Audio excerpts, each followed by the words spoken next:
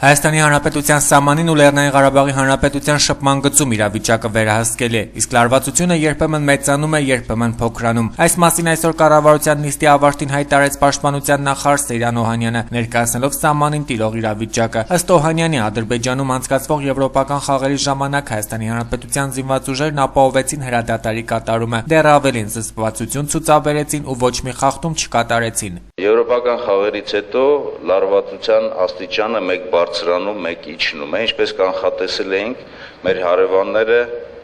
փորձելու են լարվածությամբ ինչ-որ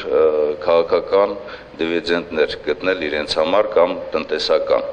Լարվածությունը այս երկու ամիսների ընթացքում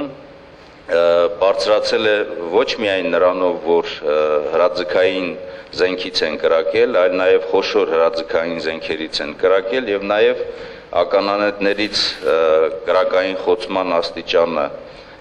բարձրացել է 60, 82 եւ մինչեւ 120 մմ-անոց ականանետերից կրակոցներ։ Սեյրան Օհանյանը նշեց, թե վերջին օրերին մի քանի դիվերսիոն հետախուզական գործողությունների փորձեր են եղել, որոնք հայկական զինուժի կողմից կանխվել են։ Պաշտպանության նախարարի խոսքով հայկական զինված ուժերի այն ստորաբաժանումները, որոնք առաջին գծում մարտական հերթապահություն են իրականացնում, հաստատակամ են, իրենց խնդիրները գիտեն, պարտականություններն էլ գերազանց կերպով կատարում են։ Մեր